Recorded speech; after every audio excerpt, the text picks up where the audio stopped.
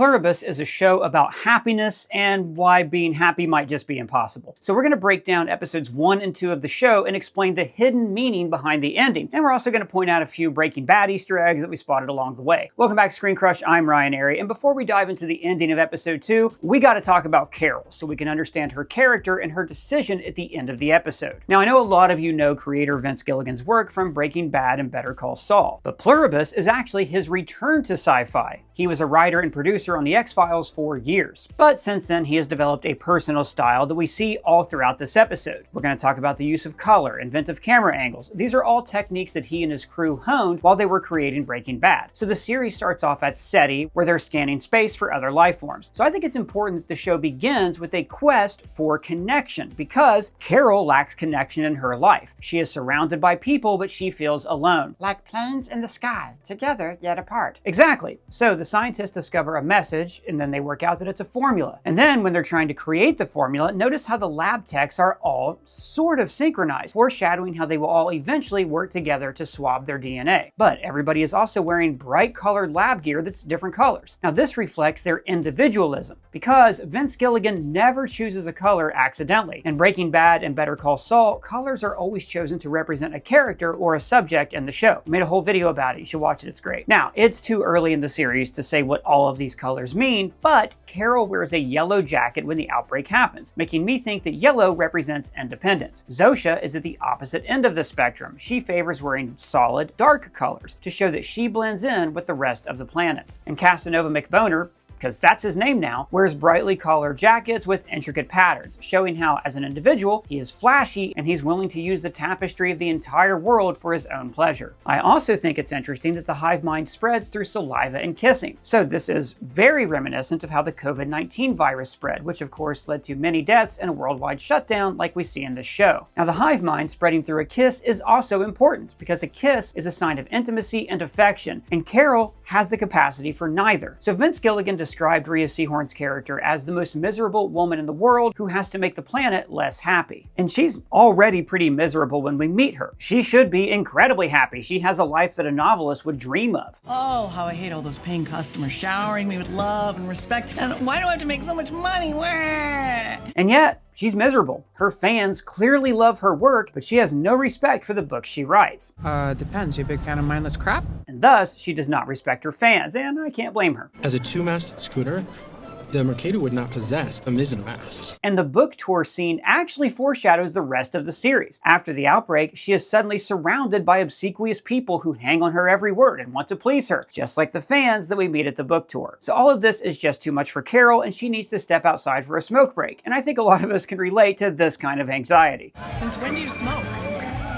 Since now? You're in a social situation, old habits kick in. Like for instance, I have an oral fixation where I clench my jaw and twitch my face when I get stressed. It turns out that instead of quitting cold turkey to get control of those bad habits, I just had to instead replace that habit, so I started using Fume. Now guys, I have been talking about Fume on this channel for years because it's one of my favorite products that we promote, and it's worked for me on so many levels. And I gotta be clear, this is not a vape or an e-cig or any kind of nicotine product. This is something totally different. A simple, satisfying way to replace bad habits without using anything harmful. Fume includes no smoke, no vapor, no nicotine, just natural flavored air that gives you something to reach for without all the chemicals. Instead, it uses plant-based cores that taste great. My favorite is orange vanilla, but there are tons to choose from. And I know you guys probably have your own bad habits that you want to leave behind, but sometimes you need more than willpower. You still need something physical to reach for, and Fume is that alternative. And I also love this built-in fidget feature that makes an incredibly satisfying sound.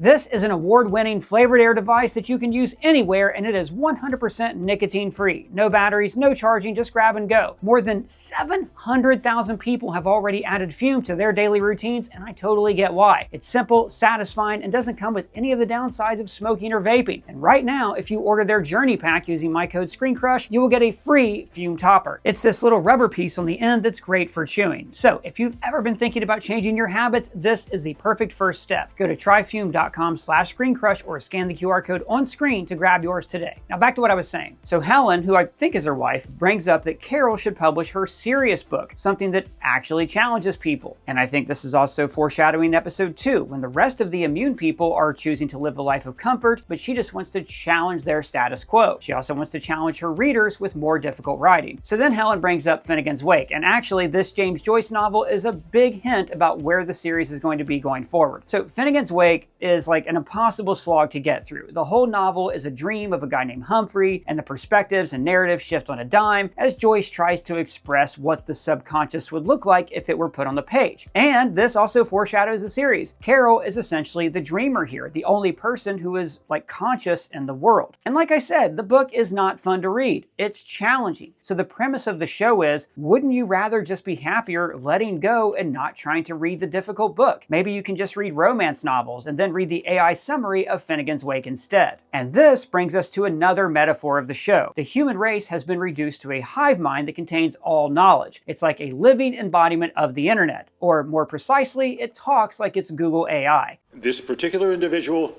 this is Davis Taffler, Undersecretary of Agriculture for Farm Production and Conservation. It's able to summarize websites or knowledge, but not to add in any personality or human flair. And we're going to see this recur again and again throughout the second episode. Now back to episode 1, where outside we see this mural of Al Capone, aka Scarface, which could be a nod to Breaking Bad. Gilligan famously described the premise as turning Mr. Chips into Scarface. And in this moment, we see how Carol is unable to actually connect with her fans, just as she'll be unable to connect with the hive mind later on. Helen asks her to answer a fan's question about who inspired her Corsair character, and instead of telling the truth, that it's probably Helen herself, she replies, Put George Clooney. It's safer.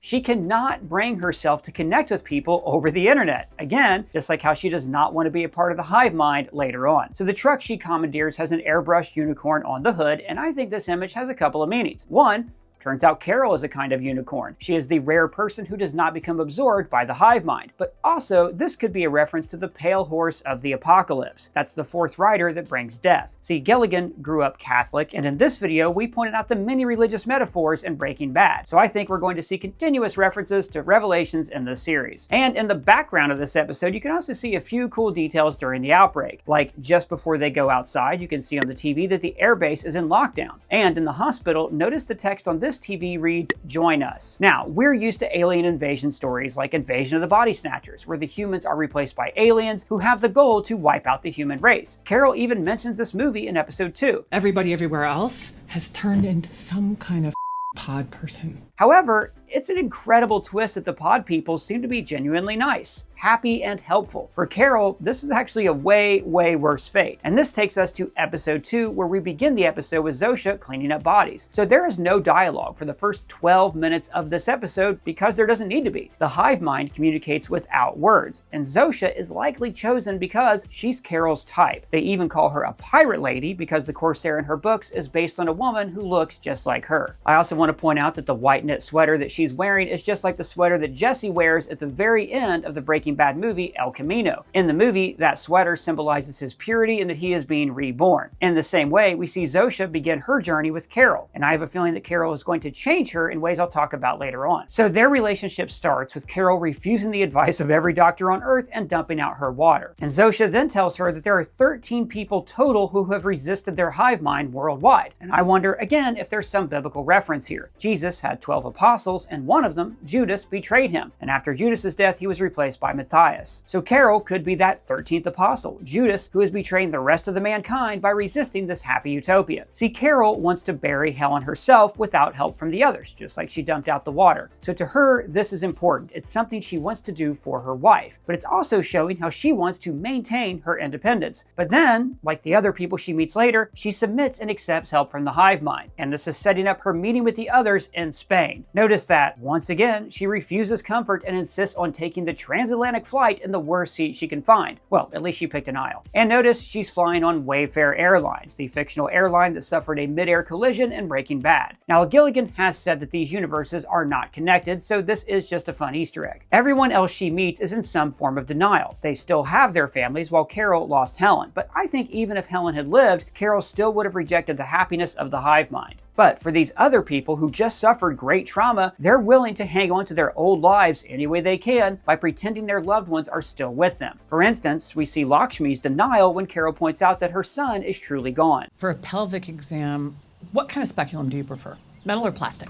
It would depend. But Carol's ideological opposite in this show, her nemesis, is not Zosha or the hive mind, it's actually Casanova McBoner. He is a total narcissist, the kind of guy who probably always thought the world existed for his own benefit. He doesn't seem to mourn the loss of life, and he celebrates that he is one of the few individuals left on Earth. Now, while a normal person might have taken time to adjust to the new world, he immediately commandeers Air Force One and starts having sex with models. The world now does completely exist for his own benefit because he has no moral code. Now, in this episode, Carol behaves like she is a character in a movie. She gives a big speech in front of the American flag and the seal of the president, and she asks, Anyone have any training in biology? because, like in a Michael Bay movie, one of these people probably would be an expert on the human brain and one would be an elite soldier. But here, they're all just people who want to be with their families. And the scene also derives from the movie 12 Angry Men, where Henry Fonda tries to persuade a group of jurors to give a not guilty verdict. Except here, well, they have no choice. There is no guilty or innocent. If they decided to resist the happy world, all they would do is make themselves miserable, because none of them have any idea how to even approach fixing this problem.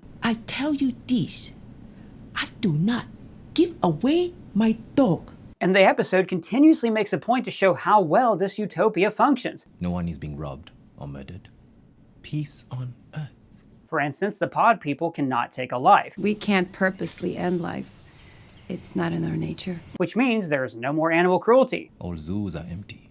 All dogs are off their chains. But they also point out, Apparently, when it came to the lions and the tigers, they suffered quite a few maulings. and this shows the flaw in this docile hive mind. They are completely conflict averse. Fuck every single one of you! So this is going to obviously lead to problems. For instance, A wasp, even. If it's about to sting, you don't. so the hive cannot protect themselves, and without humans to keep carnivores in check, they will breed and spread across the planet and eventually start eating human beings again. But the hive is also conflict averse in social situations. Like when Carol loses her temper, 11 million people die because the hive cannot handle this negativity. It's like they're a generation raised on the internet who have so much inexperience in real life situations that the thought of meeting people in person causes them anxiety. Or you know, what it was like after COVID when we suddenly went out in the world again and then had to readjust to talking to actual people. Oh no, I know, we've been really, really deep in our bubble. I'm sorry we said the word wrong, okay? I'm sorry, what's that? I'm sorry we said a word wrong in your house. But the true climax of this episode comes in this conversation between Carol and Casanova, when he asks her permission to take Zosha. I feel we made a connection. Now Zosha cannot go unless Carol gives her permission because she cannot bear the thought of hurting someone's feelings. Now, if this idea of bargaining for human beings sounds familiar, it's because it's called slavery, which Zosha denied earlier. Our joining is very much the antithesis of slavery. Now, the slavery point is also subtly emphasized by clothing. Casanova has the models dress in matching leopard print coats while they serve him, showing that he regards them as animals and not as free-thinking women. But Carol obviously finds all this abhorrent because it is the total opposite of how she lives her own life.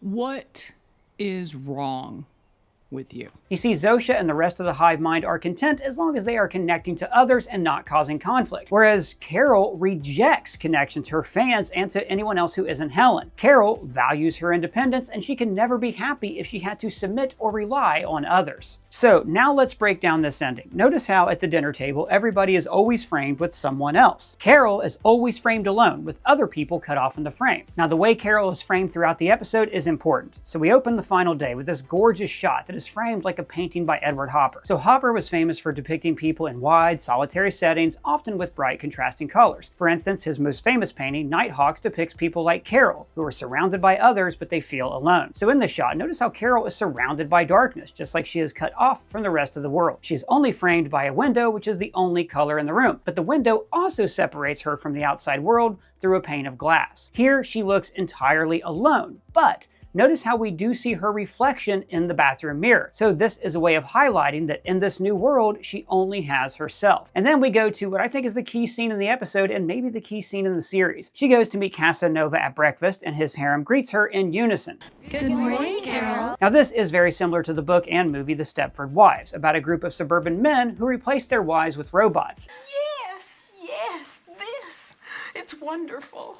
Every time one comes to understand how wonderful it feels. In fact, the hive tries to use food to comfort Carol, just like in The Stepford Wives. Serve that pepper bacon you still talk about. We flew it in for you. This is a new blend and very mild. And notice that in this scene, as they discuss the women, we never see them. They're always out of frame to highlight their lack of agency. I don't think these fine people see it that way. No. She calls them sex dolls, and frankly this, For us, affection is always welcome. is exactly what a sex doll would say. And all through this conversation, Zosha is always in the next room. She's framed small, she's out of focus, almost like Carol and Casanova are negotiating over a piece of furniture that's in the other room. Now Carol very much wants to be done with this, so she says to Zosha, You want to go with him? Go with him.